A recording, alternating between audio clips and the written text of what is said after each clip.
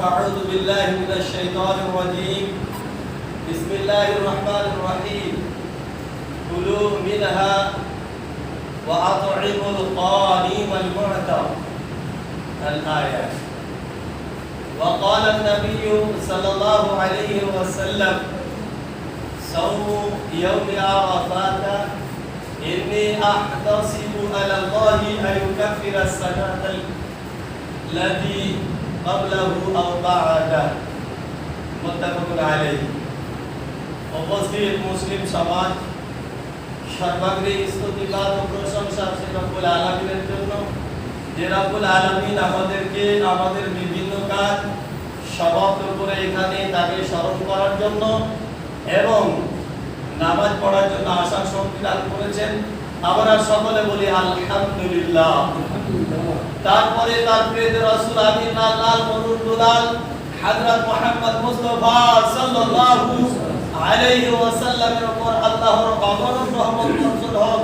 সকলে বলুন আল্লাহুম্মা আমিন, আল্লাহুম্মা সাল্লি আলাইহি, আল্লাহুম্মা বারিক আলাইহি। শ্রোতা মণ্ডলী, আমি আপনাদের সম্মুখে কোরআন মাজিদ থেকে একটি আয়াত এবং নবী হযরত মুহাম্মদ মুস্তাফা সাল্লাল্লাহু আলাইহি ওয়াসাল্লামের একটি হাদিস পরিবেশন করেছি। একটি আয়াত এবং একটি হাদিসকে সম্মুখে রেখে জমার সংক্ষিপ্ত আলোচনা যে বিষয় নিয়ে আলোকপাত করব মনে করেছি, সেটা হচ্ছে আরাফাত, রোজা এবং ঈদুল আজহার প্রস্তুতি পর্ব। বলা বাহুল্য, আমরা যে দিন গত করছি আর কয়েকদিন পরেই আমাদের সম্মুখে ঈদুল আজহা, মুসলমানদের খুশির দুইটি দিন। একটি হচ্ছে ঈদুল ফিতর, একটি হচ্ছে ঈদুল আজহা, যাকে ঈদাইন অর্থাৎ ঈদুল আজহা এবং ঈদুল ফিতর। কুরবানি, যে আমরা নিজের অর্থ দিয়ে আমরা পশু ক্রয় করেছি, কেউ ছাগল, কেউ গরু, বিভিন্ন জায়গায় আমাদের এলাকাতে এটা না হলেও বিভিন্ন জায়গায় উট, দুম্বা তিনারা ক্রয় করে থাকেন এবং কুরবানি করে থাকেন। বলা বাহুল্য, আল্লাহ রাব্বুল আলামিনকে রাজি করার জন্য, আল্লাহ রাব্বুল আলামিনকে খুশি করার জন্য আজকে আমরা বিভিন্ন ব্যক্তিবর্গ আমরা কুরবানিতে অংশগ্রহণ করেছি। কেউ একাই দিয়েছি, কেউ ভাগে দিয়েছি। বলা বাহুল্য, আমাদের যে সম্মুখে, আমাদের যে সামনে দিন আসছে, এই যে মাস ঈদুল আজহার মাস অর্থাৎ জিলহিজ্জার মাস, এই মাসে প্রথম থেকে নিয়ে 9 তারিখ অর্থাৎ আরাফার দিন পর্যন্ত আল্লাহ রাব্বুল আলামিনের নবী রোজা রেখেছেন। অনেক ব্যক্তিবর্গ রোজা রাখেন। আমিও আগের সপ্তাহে বলেছিলাম আপনারা যদি পারেন রোজা রাখবেন, এর মর্যাদা ফজিলত অনেক রয়েছে। যদি আপনি না পারেন নির্দিষ্টভাবে 9 তারিখ হজের আগের দিন, বলা বাহুল্য যদিও আমাদের সমাজে ইখতিলাফ রয়েছে এক দিনে ঈদ এবং ঈদুল আজহা নিয়ে, বলা বাহুল্য আমরা যে ঈদুল আজহা অর্থাৎ কুরবানি করে থাকি, যে তারিখটি আমাদের বুধবার হচ্ছে, আমাদের যে রোজার দিন সেটা হচ্ছে সোমবার রাত গত করে মঙ্গলবার অর্থাৎ সোমবারের ভোর রাত্রিতে আপনাকে ভাত খেতে হবে, মঙ্গলবার রোজার অবস্থায় থাকবে। এই যে আসছে মঙ্গল, রোজার অবস্থায় দিন গত করে আপনারা ইফতারি করবেন। তারপর আল্লাহ রাব্বুল আলামিনের নবী হযরত মুহাম্মদ মুস্তাফা সাল্লাল্লাহু আলাইহি ওয়াসাল্লাম ঈদুল আজহা এবং ঈদুল ফিতরের দিন নবীর সুন্নাত, নবী কি করতেন? ঈদুল ফিতরের দিন আল্লাহ রাব্বুল আলামিনের নবী 30টি রোজা রাখার পরে খেজুর, সকালে খেজুর, বিজোড় খেজুর, 1টি, 3টি, 5টি আপনি বিজোড়, বর্ণনায় এসেছে আল্লাহ রাসূল বিজোড় খেজুর খেয়ে ঈদগাহে যেতেন, তারপরে এসে খেতেন। আমাদের সমাজে কি হয়, সকাল হলেই বিভিন্ন জন 30 দিন রোজা রেখেছে, বিভিন্ন খাবার আমরা ভক্ষণ করি। এটা সুন্নাত নয়, এটা নবীর পদ্ধতি নয়। নবী সাল্লাল্লাহু আলাইহি ওয়াসাল্লাম বিজোড় জিনিস খেয়ে, খেজুর খেয়ে ঈদগাহে যেতেন। এটা হলো ঈদুল ফিতরের দিন। ঈদুল আজহা কুরবানির দিনে কি করতেন? আল্লাহ রাব্বুল আলামিনের নবী হযরত মুহাম্মদ মুস্তাফা সাল্লাল্লাহু আলাইহি ওয়াসাল্লাম সকালে খেতেন না, ঈদের নামাজ পড়ে, ঈদুল আজহার নামাজ পড়ে কুরবানি করে আল্লাহ রাব্বুল আলামিনের নবী মাংস খেতেন। অন্য বর্ণনায় রয়েছে রাসূলুল্লাহ সাল্লাল্লাহু আলাইহি ওয়াসাল্লাম কলিজা দ্বারা ইফতার করতেন। এই শব্দটা এসেছে, বলা বাহুল্য সকালে খেতেন না, মাংস হওয়ার পর আল্লাহ রাসূল খেতেন। এটা হচ্ছে নবীর সুন্নাত। যদি আজকে আমরা বিভিন্ন খাবার করে সকালে খেয়ে দিয়ে আমরা ঈদগাহে যাই, এটা সুন্নাত নয়, এটা আমাদের নিজস্ব এটা রীতি। তাহলে আপনি যদি সুন্নাত পালন করতে যান, তাহলে আপনার যে কর্ম যেটা আল্লাহ রাসূল করেছেন সেটাই হচ্ছে ঈদুল ফিতরের দিন আপনি বিজোড় খেজুর খেয়ে, একটি অথবা তিনটি অথবা পাঁচটি খেজুর খেয়ে পানি খেয়ে আপনি ঈদগাহে যাবেন। ফিরে এসে আপনার যে বাড়িতে যাবে যে তা খাবে। ঈদুল আজহার দিন কুরবানি করার পর ওই মাংস রান্নার পর আপনি খাবেন। আপনি ক্ষুধার্ত অবস্থায় মারা যাবেন না, কিন্তু আপনার আল্লাহ রাসূলের সুন্নাত নবী হযরত মুহাম্মদ মুস্তাফা সাল্লাল্লাহু আলাইহি ওয়াসাল্লাম যা করেছেন সেটা বলা বাহুল্য। এইটা হলো ইয়াউমে আরাফার রোজা, নবম তারিখে। এই রোজার কি ফজিলত রয়েছে? এই রোজা হচ্ছে অ্যাডোশনাল, মানুষ যদি করে তার নেকি রয়েছে, যদি কেউ না করে পাপিষ্ট বা গুনাহগার হবে না। কিন্তু একটা উত্তম জিনিস কেন আপনি ছাড়বেন? অনেক ব্যক্তিবর্গ আজকেও রোজা আছেন, কালকেও থাকবেন, পরশুও থাকবেন, নবম তারিখও থাকবেন, তাদের ক্ষমতা আছে, তারা রাখছেন, আপনাদেরকেও রাখার অভ্যাস করতে হবে। এগুলো কেন ছাড়বেন? যদিও আপনারা রাখেননি, নবম তারিখে কেউ ছাড়বেন না। এই রোজার কি গুরুত্ব, মহত্ব এবং মর্যাদা রয়েছে, নবী হযরত মুহাম্মদ মুস্তাফা সাল্লাল্লাহু আলাইহি ওয়াসাল্লাম হাদিসের মধ্যে বলেছেন, সাওমু ইয়াউমি আরাফাত, আরাফার দিনের রোজা। যেই দিন হুজ্জাতে কেরাম হাজীগণ হজ করতে গিয়ে আরাফার ময়দানে সকলে মিলে এক জায়গায় তাদের সেই ইহরামের কাপড় পরিধান করে, রৌদ্র কি হাওয়া বাতাস কি কোনো কিছুই নয়, সবকে বলিদান দিয়ে সেই সময় তারা খুব ইবাদত বন্দেগীতে মগ্ন থাকেন। তাদের জন্য রোজা নয়, তারা কষ্ট করেন। কিন্তু আজকে আমরা যারা বিভিন্ন জায়গায় আছি, বাড়িতে আছি, তাদের জন্য রোজা। এই রোজার ফজিলত কি রয়েছে? আল্লাহ রাব্বুল আলামিনের নবী বলছেন, আরাফাত নবম তারিখের রোজা, ইন্নী আহতাসিবু আলাল্লাহ, আমি আল্লাহর কাছে আকাঙ্ক্ষা করি, আমি আল্লাহর কাছে আশা করি, যদি আমি এই রোজা বা সোমটা রাখি বা সিয়ামটা রাখি, আকাঙ্ক্ষা কি? আইয়ুকাফিরা সানাতাল্লাতি কাবলাহু আও বাদাহু, আমি আশা করছি যে আল্লাহ আমার আগের বছরের এবং পরের বছরের সাগীরা গুনাহকে আল্লাহ ক্ষমা করে দেবেন। বলুন সুবহানাল্লাহ।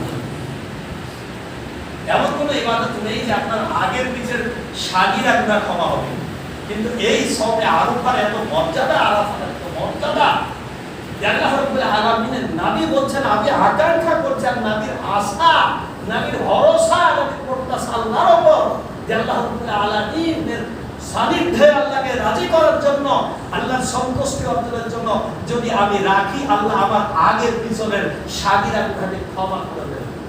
আমরা কি না চাই যে নবী হযরত মুহাম্মদ মুস্তাফা সাল্লাল্লাহু আলাইহি ওয়াসাল্লাম যার আগের পিছের সমস্ত গুনাহকে আল্লাহ ক্ষমা করে দিয়েছেন। সাহাবারা আল্লাহ রাব্বুল আলামিনের নবীকে বলতেন, ইয়া রাসূলুল্লাহ, ইয়া হাবিবাল্লাহ, আপনি রাতে নামাজ পড়তেই আছেন, দিনে নামাজ পড়তেই আছেন। হাদিসের মধ্যে আল্লাহ রাসূল সাল্লাল্লাহু আলাইহি ওয়াসাল্লাম রাতে নামাজে দাঁড়িয়েই আছেন। যখন কিরাত করতে করতে, কোরআন পড়তে পড়তে 30 অথবা 60 আয়াত বাকি রয়েছেন পড়বে, এমন অবস্থায় আল্লাহ রাসূল বসে যেতেন। তারপরে যখন আবার রুকু করার প্রয়োজন হতো, আল্লাহ রাসূল উঠে যেতেন। এখানে বলার উদ্দেশ্য হচ্ছে, যতটুকু শক্তি, যতটুকু ক্ষমতা, যতটুকু প্রচেষ্টা আল্লাহর রাহে হাদিসের মধ্যে রয়েছে, রাসূলুল্লাহ সাল্লাল্লাহু আলাইহি ওয়াসাল্লাম দাঁড়িয়ে নামাজ পড়ছেন, দাঁড়ানোর কারণে হাত্তা তাওয়াল্লা কাবাহু, এতদূর পর্যন্ত দাঁড়িয়ে থাকতেন যে তার পা ফুলে যেত। বলুন সুবহানাল্লাহ। অন্য বর্ণনা রয়েছে, হাত্তা তাওয়াসসালাত কাবাহু, পা ফুলে যেত দাঁড়িয়ে থাকার কারণে। তাহলে আপনি নিজে নিজে পরীক্ষা নিরীক্ষা করুন যে আপনি নামাজ পড়তে আসছেন, জোহরের, আসর, মাগরিব, এশা, ফজর ইত্যাদি বিভিন্ন নামাজ, তাছাড়াও অন্য ওয়াক্তে না আসলো জুমায় আসছেন, আপনার নামাজটা নবী হযরত মুহাম্মদ মুস্তাফা সাল্লাল্লাহু আলাইহি ওয়াসাল্লামের নির্দেশিত পথ অর্থাৎ হাদিসের অনুপাতে হচ্ছে তো? এটা দায়ী সারা তো হচ্ছে না। যে নবী নামাজে দাঁড়িয়ে দাঁড়িয়ে তার পা খুলে যেত, যার সাগীরা কাবীরা সমস্ত গুনাহ আল্লাহ ক্ষমা করে দিয়েছেন। সেই নবী বলছেন আমি আল্লাহর কাছে আকাঙ্ক্ষা করি যদি আরাফাত দিনের রোজা রাখি আল্লাহ রাব্বুল আলামিন আমার আগের পিছেকার গুনাহকে সমস্ত সাগীরা গুনাহকে ক্ষমা করে দেবেন, অর্থাৎ গুনাহকে ক্ষমা করে দেবেন। হাদিসের মধ্যে এসেছে আমরা ঈদুল ফিতরের আগে এক মাস রোজা রাখলাম, এই রোজা বা সাওমের ফজিলত হিসাবে বর্ণনা এসেছে মান সামা রামাদানা ওয়া কামাহু ঈমানান ওয়া ইহতিসাবান গুফিরা লাহু মা তাকাদ্দামা মিন যামবি। যে ব্যক্তি রমজানের রোজা রাখলো ওয়া কামাহু এবং তারাবির নামাজ পড়লো, সেই ব্যক্তির সাগীরা গুনাহকে আল্লাহ রাব্বুল আলামিন ক্ষমা করে দেন। গুফিরা লাহু মা তাকাদ্দামা মিন যামবি, যেটা তার হয়ে গেছে, যে গুনাহগুলো তার অতিবাহিত হয়ে গেছে, অর্থাৎ গুনাহগার দ্বারা যেটা হয়ে গেছে সেই গুনাহকে আল্লাহ রাব্বুল আলামিন maaf করে দেন। মুহাদ্দিসগণ বর্ণনা করেছেন এই গুনাহ বলতে এগুলো হচ্ছে ছোট ছোট গুনাহ। তাহলে বড় গুনাহ তওবার জন্য তওবা, এবং আল্লাহ রাব্বুল আলামিন আপনার দ্বারা এই কাবিরা গুনাহ হয়ে গেছে, আপনি আল্লাহ রাব্বুল আলামিনের কাছে ক্ষমা চাইবেন, যদি আল্লাহ তাআলা চান তো আপনাকে ক্ষমা করবেন, নচেত আল্লাহ রাব্বুল আলামিন আপনার জন্য শাস্তির ব্যবস্থা রেখেছেন। ওটা আল্লাহর কাছে আপনি তওবা তিল্লাহ করে আল্লাহ রাব্বুল আলামিনের কাছে ক্ষমা চাইবেন। কিন্তু আপনার রুজুর কারণে বিভিন্ন ইবাদতের কারণে আপনার সাগীরা গুনাহগুলো আল্লাহ তাআলা ক্ষমা করে দেবেন। তাহলে দেখুন কত মর্যাদা, কত অফার, কত ফ্যাসিলিটি এবং মর্যাদা রয়েছে, এর গুরুত্ব মহত্ব রয়েছে। আরাফাত দিন কত করে আমরা ইফতার করে আল্লাহর সান্নিধ্যে আল্লাহকে রাজি করার জন্য তার ইবাদত বন্দেগীতে আমরা আত্মনিয়োগ, সকলে আমরা সকলে আত্মনিয়োগ করব বলা বাহুল্য।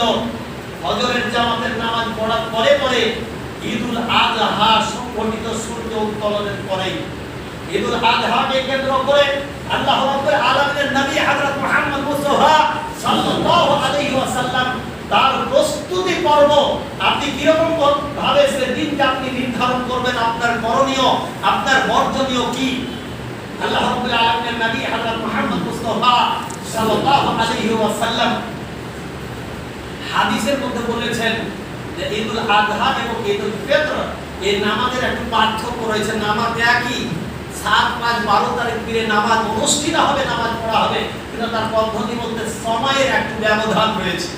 ঈদুল আযহা সূর্য উত্তোলনের পরে পরেই, আর ঈদুল ফিতরটা ওর চাইতে 8 ঘন্টা অথবা 15 মিনিট পরে পরে। হাদিসের মধ্যে এসেছে বর্ষা অথবা নেজা, মানে বল্লমকে একটা দাঁড় করার পর তার যে আপনার দাঁড়িয়ে আছেন রোদ্রে, আপনার বডির এই যে রোদ্রের যে একটা ছটা বা রোদ্রের যে একটা ছায়া আছে, আপনার বডির ছায়া মাপ পরিমাপ করতে হবে। অর্থাৎ ঈদুল আযহাটা আগে হবে, তারপরে পরে 8 ঘন্টা 15 মিনিট পর ঈদুল ফিতর, অর্থাৎ সূর্য উত্তোলনের পরে পরে। আজকে আমাদের সমাজে আমরা বিভিন্ন লোক বিভিন্ন ব্যস্ততার কারণে আজকে আমরা সময়টা একটু দেরি করি। আমরা যেই কাজই করি না কেন আমাকে দেখতে হবে কোরআন হাদিসের নির্দেশিত পথ, সেই পথই আমাদের অবলম্বন করতে হবে। আমাদের সমাজের লোককে সচেতন করে আমাদেরকে অতি তাড়াতাড়ি দেরি না করে, কেননা ঈদুল আযহার নামাজ পড়ার পরে পরে আমাদেরকে আমাদের মহামূল্যবান যে সম্পদ, যে ভালোবাসার জিনিস আমরা ক্রয় করেছি অথবা আমরা লালন পালন করেছি, সেটাকে আমাদের আল্লাহর রাহে উৎসর্গ, আল্লাহর রাহে আপনাকে স্যাক্রিফাইস করতে হবে, তার জন্য একটা সময়ের প্রয়োজন রয়েছে। রাসূলুল্লাহ সাল্লাল্লাহু আলাইহি ওয়াসাল্লাম সাহাবাদের কি নির্দেশ দিতেন, এই দিনকে উল্লেখ করে বিভিন্ন ফতোয়া, বিভিন্ন মতবাদ, বিভিন্ন বিরোধিতা অনেক রয়েছে, কিন্তু আপনাকে জানতে হবে যখন ঈদুল আযহা ও ঈদুল ফিতরের দিন আসবে, রাসূলুল্লাহ সাল্লাল্লাহু আলাইহি ওয়াসাল্লাম তিনি নিজের বাস্তব জীবনে কি করেছেন আপনি দেখুন। রাসূলুল্লাহ সাল্লাল্লাহু আলাইহি ওয়াসাল্লাম গোসল করে সুগন্ধি ব্যবহার করে রাসূলুল্লাহ সাল্লাল্লাহু আলাইহি ওয়াসাল্লাম নিজের স্ত্রীদেরকে নিয়ে যেতেন, এক পথ দিয়ে যেতেন, দ্বিতীয় পথ দিয়ে ফিরে আসতেন, এটা নবীর সুন্নাত। এবার আপনার রাস্তা যদি একটাই থাকে, দ্বিতীয় রাস্তা যদি আসার না থাকে, তো আপনি ওই পথ দিয়ে গেলেন, আবার ওই পথ দিয়ে ফিরে আসেন। কিন্তু সব থেকে উত্তম হচ্ছে নবীর সুন্নাত। নবী হযরত মুহাম্মদ মুস্তাফা সাল্লাল্লাহু আলাইহি ওয়াসাল্লাম এক পথ দিয়ে যেতেন, দ্বিতীয় তৃতীয় পথ দিয়ে ফিরে আসতেন, এটাই সুন্নাত। হাদিসের মধ্যে রয়েছে আপনি পথে যাচ্ছেন, কীট পতঙ্গ গাছগাছালি পশু পক্ষী সকলে সাক্ষী দেবে যে এই ব্যক্তি এই পথ রোজ হেঁটে এখান দিয়ে গেছে। আবার দ্বিতীয় পথে যে আপনি ফিরে আসলেন, ওই পথও আপনার জন্য সাক্ষী দেবে। সুন্নাত হচ্ছে রাসূলুল্লাহ সাল্লাল্লাহু আলাইহি ওয়াসাল্লাম যেটা করেছেন আপনাকে সেটা করতে হবে। এই ঈদুল আযহা অথবা ঈদুল ফিতরের দিন তাকবীর রয়েছে, আপনার চাঁদ উত্তোলনের পর থেকে তাকবীর, ওয়ালিতুকাব্বিরু আলা মা হাদাকুম ওয়া লাআল্লাকুম তাশকুরুন। তাকবীরের এই কোরআন মাজিদে রোজা সওম পালন করার পরে আল্লাহ রাব্বুল আলামিন বান্দাকে বলছে তোমরা আল্লাহর রাহে বরত্ববান করো, তাকবীর পড়ো। চাঁদ ওঠার পর থেকে নিয়ে তাকবীর শুরু হয়ে যাবে, সেই তাকবীরের সমাপ্তি রয়েছে আপনার আইয়ামে তাশরিক পর্যন্ত 11, 12, 13, অর্থাৎ ঈদের পরে আরো 3 দিন। দেখে বলা হয় আইয়ামে তাশরিক। লিমাযা সুইতুম বিআইয়ামে তাশরিক? আইয়ামে তাশরিক কেন বলা হচ্ছে কুরবানির পরের 3 দিনকে? আরবের লোকেরা এই দিনে গোশ শুকাতো। আমি দেখেছি আমার বাস্তব জীবনে ছোট্ট অবস্থায়, আগে লোকারণ্য জনসংখ্যা বা বাড়িতে লোক কম থাকার কারণে আগে লোকের অবস্থা যেরকমই থাক, লোক সদস্যদের চেষ্টা করেছে একটা করে কুরবানি দেওয়ার।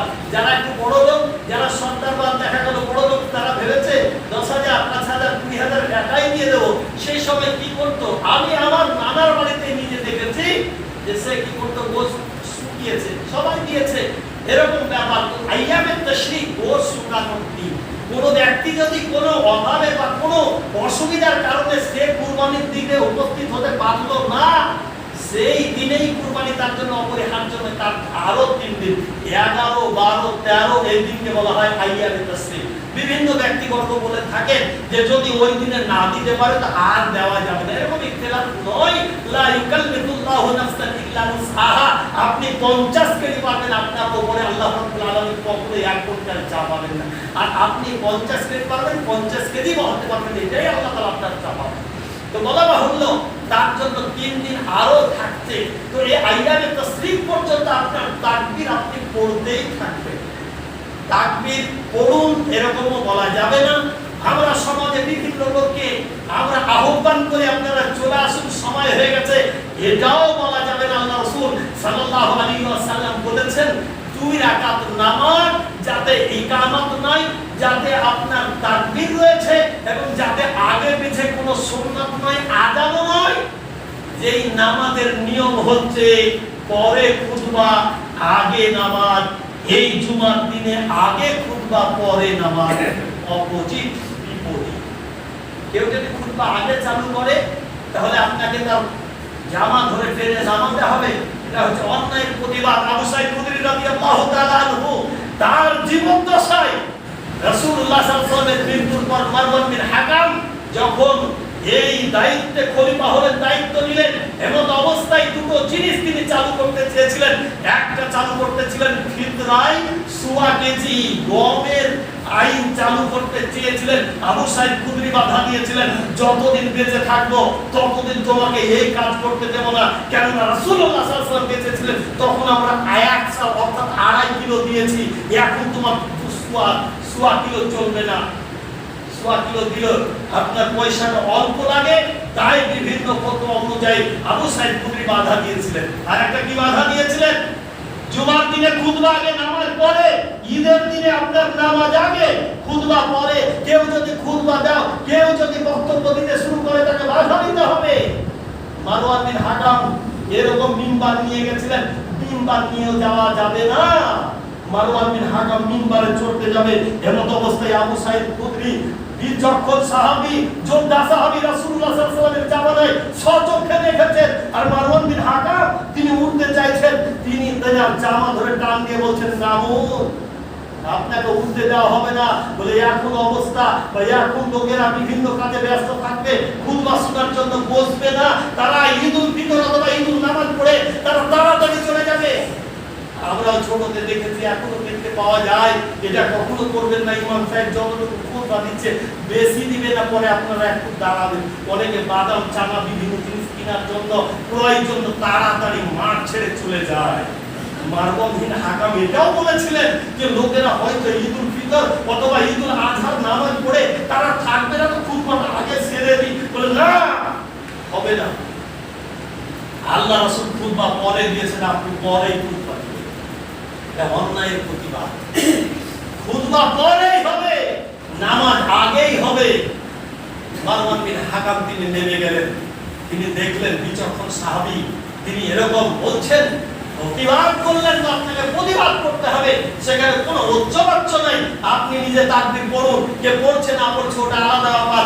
তার নেকির প্রয়োজন হলে ও পড়বে, আপনি পড়তে থাকুন, ওর নেকির প্রয়োজন হলে পড়লে। এটা আজকের দিন ঈদুল আজহার দিন, ঈদুল ফিতরের দিন শুধু তাকবীর নয়, চার দুটার পর থেকে নিয়ে তাকবীর শুরু হয়ে গেছে। আপনি নিজে নিজে ভাবুন, আপনি একবার বলেছেন কি না এখন শুনছেন? এই আলোচনা তো হতেই থাকে, এই আলোচনা তো কোনোটা মনে হচ্ছে যে কাউরির অজানা নেই। এগুলো কালচার নাই, তার জন্য কালচার নাই, তার জন্য তাকবীর আপনার সব সর্বদা। নামাজ পড়ার পর যে নামাজ আমরা পড়ি, আগেও বলেছি বিভিন্ন ব্যক্তিবর্গ আমাদের সমাজে বা শিক্ষিত অশিক্ষিত, কেউ জানে কেউ জানে না, কেউ জেনেও অতটা গুরুত্ব দেয় না। আমি আবারও বলছি, ইকামত নয়, তাকবীরে তাহরিমা, আল্লাহু আকবার বলে ইমাম সাহেব যখন হাত বাঁধবেন, আপনিও আল্লাহু আকবার বলে গোপনে আপনি হাত বাঁধবেন।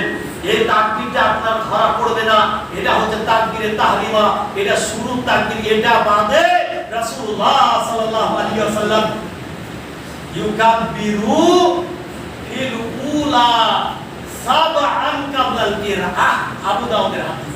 রাসূলুল্লাহ সাল্লাল্লাহু আলাইহি ওয়াসাল্লাম কিরাতের আগে 7 বার তাকবীর দিয়েছেন। তাকবীর তাড়াতাড়ি হবে না। আল্লাহু আকবার, আল্লাহু আকবার, আল্লাহু আকবার, আল্লাহু আকবার। আগের যে তাকবীর দিয়েছি ওটাই দিই, অত তাড়াতাড়ি হবে না। ফিলিস্তির কাছে নেকি আছে, বুঝার ব্যাপার আছে। সাত হয়ে যাওয়ার পরে ইমাম সাহেব সূরা ফাতিহা পড়বে, আপনি ইমামের পরে পরে সূরা ফাতিহা পড়বেন। তারপরে একটা সূরা পড়ার পরে ইমাম সাহেব আল্লাহু আকবার বলবেন, তারপরে আপনি রুকুতে যাবেন। সাধারণ নামাজ আমরা যেরকম ভাবে পড়ি ওই রকমই হবে।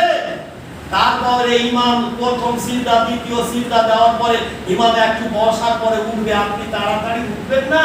কারণ আল্লাহ রাসূল বসতেন, দ্বিতীয় রাকাতের জন্য উঠতেন না।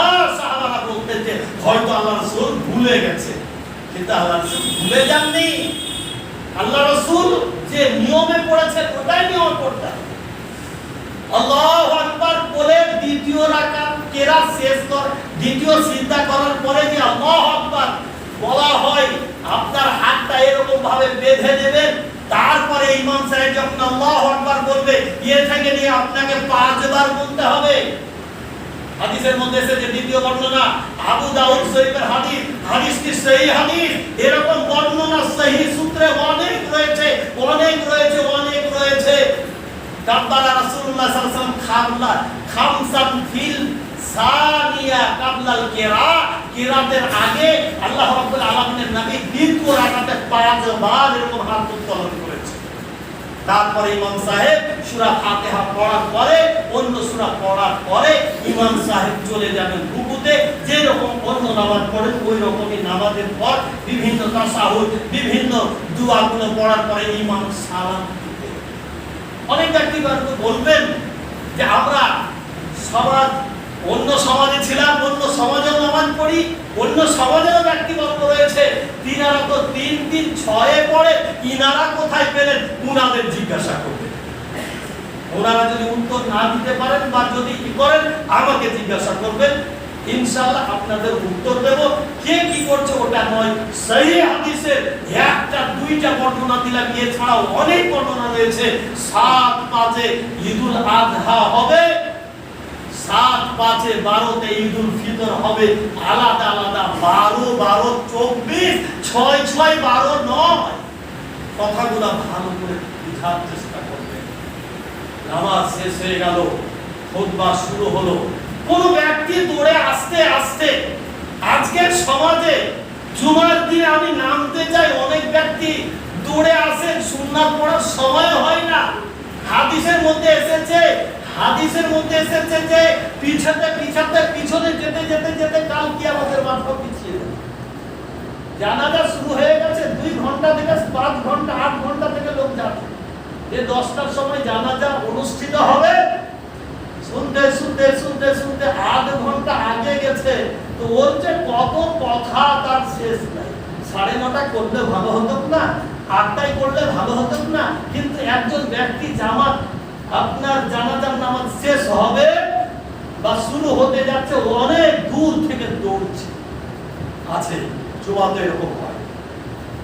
আপনারা তো এখানে বসে আছেন, আপনারা কি দেখবেন? আমার চোখটা কিন্তু চারিধারে সবকে দেখতে পাই, কে কখন আসে এটা বলার প্রয়োজন নয়। ওই ঈদের দিনে ওরকম হয়, জুমার দিনেও হয়।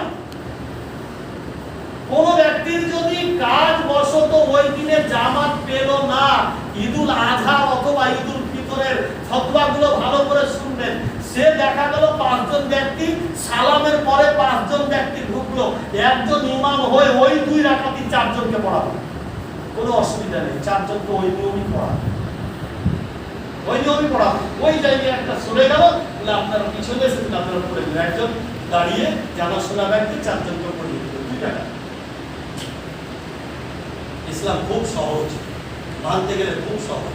আর যদি আপনি দেখেন এত কঠিন, তাহলে আপনার কাছে আপনি যদি 5 ওয়াক্তের নামাজি টাইমলি সময় মতো আসার অভ্যাস করলেন, আপনার মনে শুধু চিন্তা থাকবে আজান কখন হবে, আজান কখন হবে। হাজারো কাজ আপনি করছেন, তাও মনের মধ্যে একটা চিন্তা আজান কখন হবে, লেগে আছে।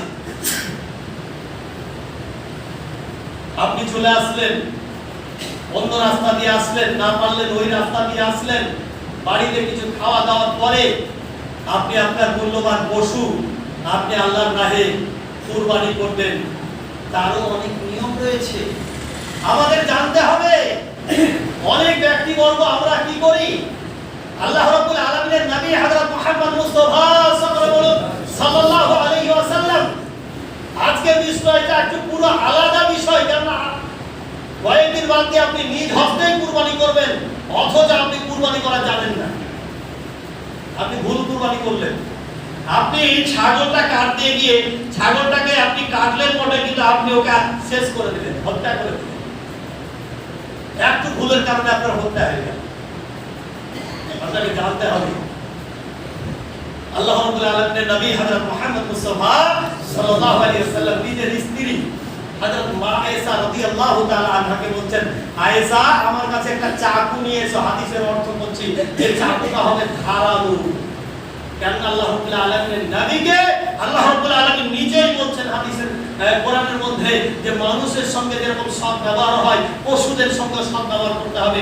আল্লাহ রাব্বুল আলামিনের নবী ওই জায়গায় বলছেন, হে আয়েশা, তোমরা যখন কোনো পশু কুরবানি করবে বা কোনো জিনিস জবাই করবে, তখন তোমরা নম্র ব্যবহার করবে তাদের সঙ্গে। তার অর্থ কি? খুব সহজ সাধ্য ভাবে তাদেরকে কষ্ট খুব দিবে না। বা আহসিনুজ জিবহা, সেই জাবিহা পশুটার সঙ্গে তোমরা ভালো ব্যবহার করো, তাকে কষ্ট দিও না। অর্থাৎ ধারালো অস্ত্র দ্বারা আপনাকে কাটতে হবে।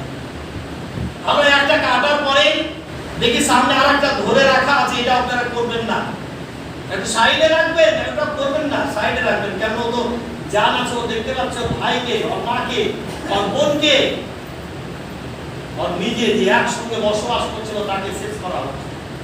আপনি পারবেন? আপনার সম্মুখে আপনার ভাইকে হত্যা করা হচ্ছে, আপনি ওখানে ধৈর্য ধরে থাকতে পারবেন?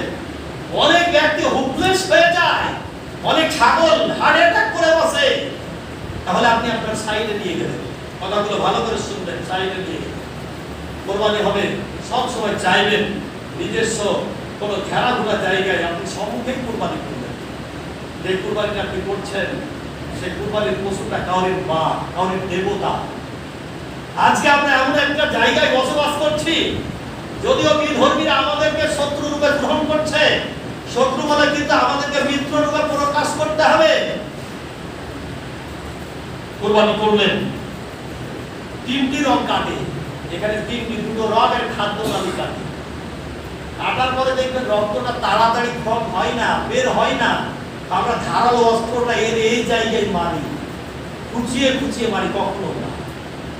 10 মিনিটে আপনি 5 মিনিটে চাইছেন তাড়াতাড়ি আমি 10টা কুরবানি করবো, মারছে না, সরে যাচ্ছে না, কাউকে বলে তুমি চাকু মারো, 2 মিনিটে কেটে 1 মিনিটে কেটে আপনি চাকু মারতেন। আর যাকে বলেছেন ও ধারালো অস্ত্র শুধু খুঁচাতেই আছে, আপনি কি ভাবছেন এখনো জায়গায় কষ্ট পাচ্ছে? ওটা কখনো করবেন না। দেখবেন কোন রং দিয়ে রক্তটা বার হচ্ছে না, আপনাকে ভালোভাবে দেখতে হবে। কালকে একটা পোস্ট পেলাম, যে পোস্টটা আমি আমার পরিচিত জায়গায় শেয়ার করে দিয়েছি, পোস্ট করে দিয়েছি। এটা মারাত্মক। আজকে আমরা কুরবানি বা আকিকার আমি ছাগল কাটি, তখন আমরা এটা করি, কিন্তু জানা নাই তার জন্য কত বড় একটা ভুল। বলছেন ওখানে লিখেছে আপনি কুরবানি করতে গিয়ে পশুটাকে তো হত্যা করছেন না, পশুটাকে তো আপনি হত্যা করছেন না, জিজ্ঞাসা চিহ্ন ওখানে করেছে। তারপরে পড়ে দেখলাম আপনার সময় লাগতে পারে, সেখানে আপনার 20 মিনিটও লাগতে পারে, জানজাতে 20 মিনিটও লাগতে পারে। 3টা রং কাটার পরে আপনি খুঁচাতেই আছেন এবং তড়পাতেই আছেন। এটা কখনো করবেন না, সময় লাগবে। আপনি 5টা কাটতে গিয়ে 10টা চাইছেন, 5টা কেটে আবার পরে কাটবেন। তার উপর রহম করতে আল্লাহ রাব্বুল আলামিনের নবী বলেছেন, আহসিনু জাবজিবাহা, তোমরা পশুর উপর রহম করো, করুণা করো, দয়া করো। আপনি বলবেন কুরবানি আমার এটা দয়া, এটাও দয়া।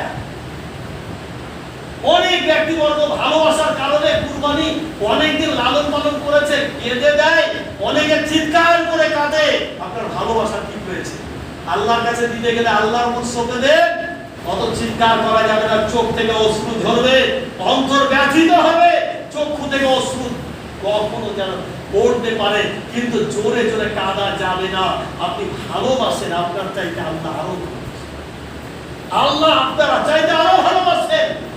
একজন মা কখনো নিজের সন্তানকে হাতলে ফেলতে পারে না, পারে কখনো ফেলতে পারে না। যদিও ছেলেটা পড়ে যাওয়ার মা বাঁচাচ্ছে, পড়ে যাওয়ার মা বাঁচাচ্ছে, কিন্তু তুমি মেয়ে, তোমার কি দয়া, এর চাইতে আরো দয়া।